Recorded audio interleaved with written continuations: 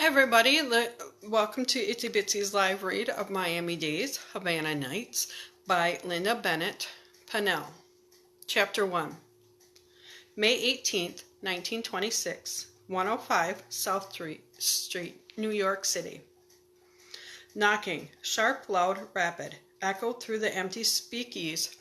Sam froze, the notes of a tune stuck in the roof of his mouth. He glanced at the entrance and leaned the handle of his push broom against his shoulder.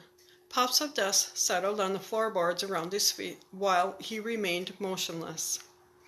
It was late, too late, to be admitting customers even for the city's illegal watering holes and gambling joints. Although a thick crossbar and several stout locks protected the heavy iron door, an uneasy feeling crawled down Sam's spine. Growing tension over control of the Fulton Fish Market, in fact, the entire South Street area, was making a lot of people jumpy, including him. Several seconds passed without noise from the other side of the door.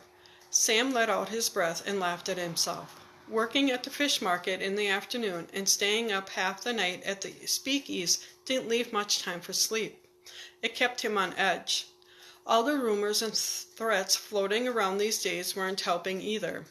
Inclining his ear and hearing nothing, he relaxed and gave his broom a shove. Bam! Bam! Bam! Sam's heart jumped into his throat.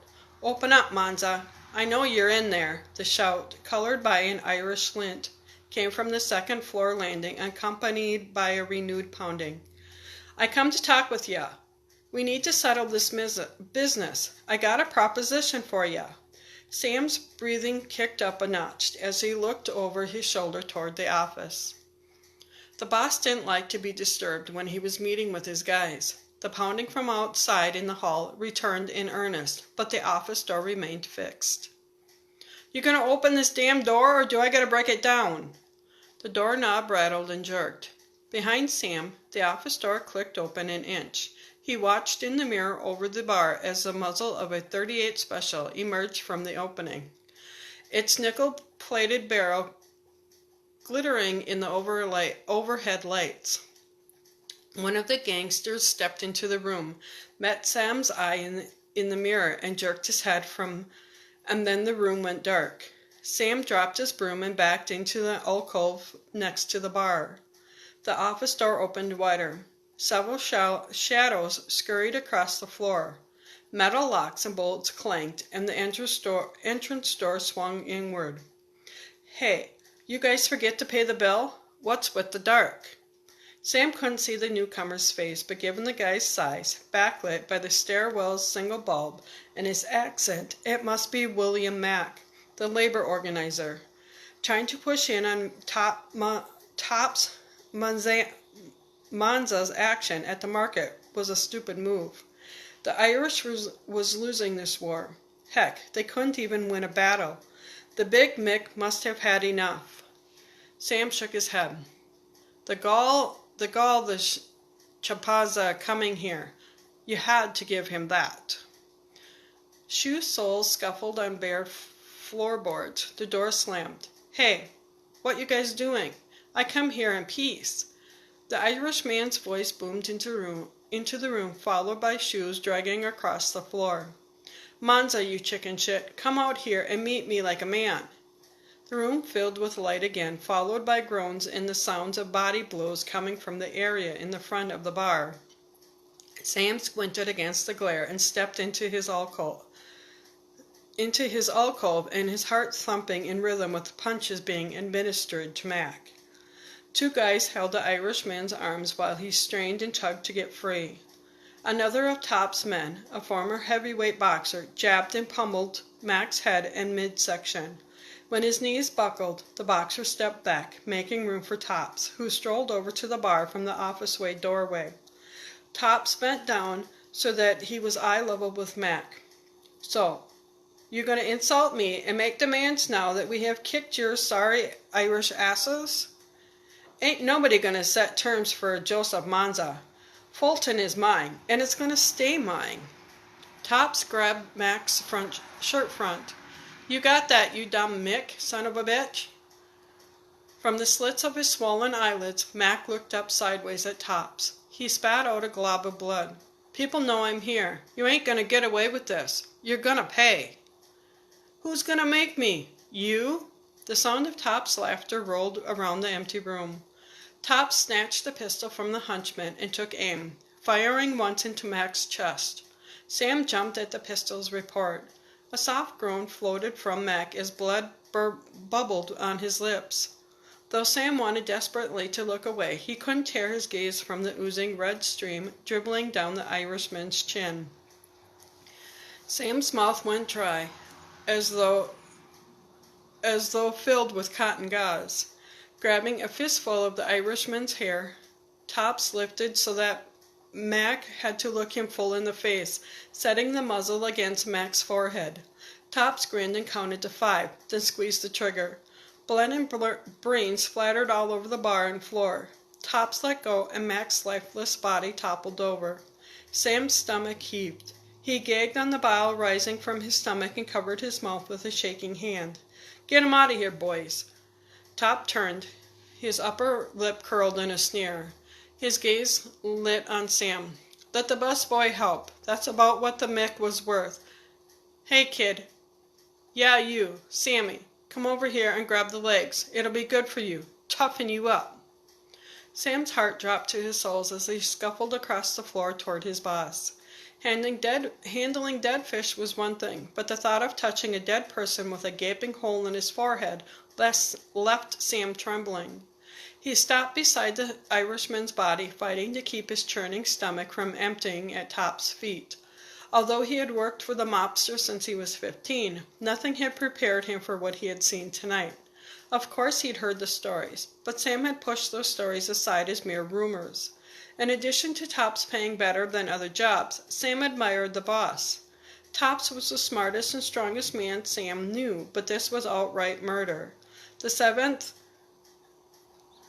Arset ha-Debra in the Torah stated, "You shall not murder." Tino, the guy closest to the body, bent over and slipped his hand underneath Mac's arms. He grunted and looked up. "Come on, boy. I ain't got to do this by myself. You heard the boss. Get your ass to work." Sam bent toward the Irishman's lifeless form. The metallic odor of the blood covering Mac's head and shirt front assaulted Sam as he grabbed his feet. The need to puke made Sam's head swim, but he refused to give in. As stupid as he had been up until now, he couldn't show weakness. No telling what would happen if he didn't follow orders. Straining and grunting, he and Tito lifted Mac while the others made room for them to maneuver. Tops himself opened the speak-ease door. "Good riddance, you Mick bastard. Your boys come around looking for a fight. We'll send them to meet ya." Tops leered at the body and lobbed a wad of saliva onto the chest. "Dump him on the Union Building steps. That'll send a message." Sam and Tino struggled down the dimly lit stairway to the ground door that exited onto Beekman Street, 1 block east of the United Seafood Workers Union had their headquarters. The street lamps had been shot out so many times that the city finally stopped fixing them. Darkness enveloped the neighborhood. Not even the moon dared shine tonight. Tito stopped in the covered entry and peered back over his shoulder.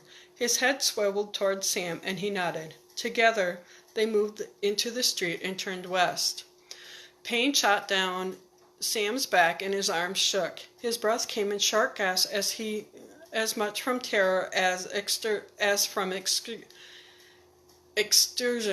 At the corner, they stopped while Tino checked the cross street. He leaned forward while hoisting Mac's body a little higher. "Shit, beat cops up the block. We gotta hurry." Tino scurried backward over the curb, nearly jerking Sam off his feet. He stumbled once and righted himself, but dropped one of Mac's legs. Grabbing a fistful of garbine, he stumbled after Tito. "Hey, what you guys doing? Stop!" The sound of the cop's steps picking up speed and his whistle blasting followed Sam and Tino.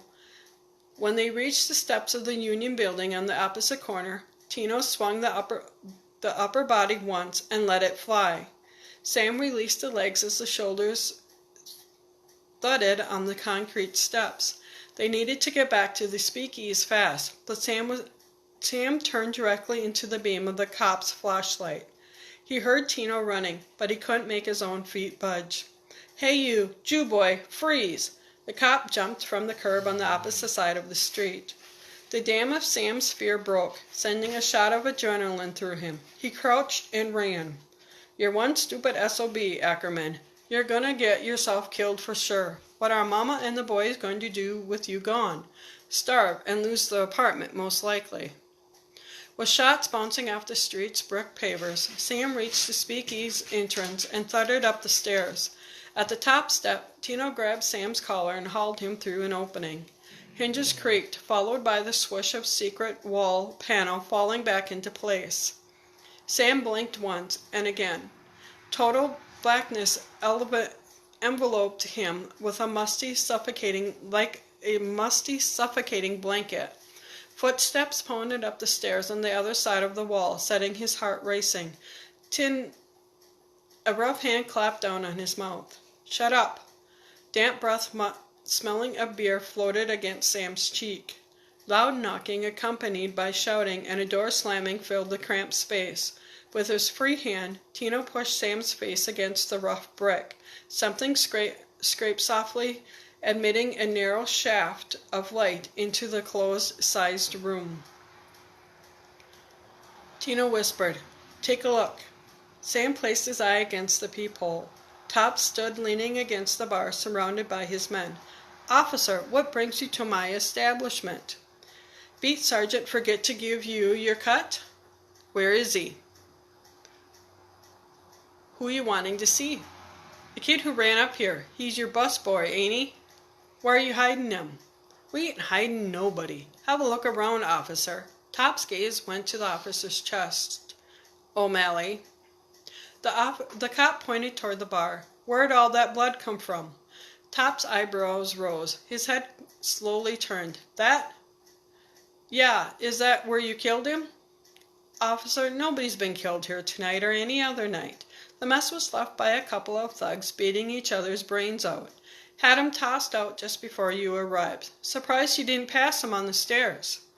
Top shoved his hand into his pants pocket and withdrew his gold money clip. Stripping off a couple of bills, he pushed them into the cop's tunic front. "You run along now and don't worry no more. Nothing here for New York's finest to worry about." Two of Monza's men stepped forward. The cop's head swiveled from one to the other. Officer O'Malley took 2 steps back and turned on his heel, heading for the entrance. When the sound of the footsteps faded, Tino removed his hand from Sam's mouth. Sam turned and looked into Tino's grinning face. "The cop saw me. He recognized me." Sam's voice trembled. Tino chuckled and patted Sam's cheek. "Sammy boy, you're in deep shit now. Tops is gonna be pissed."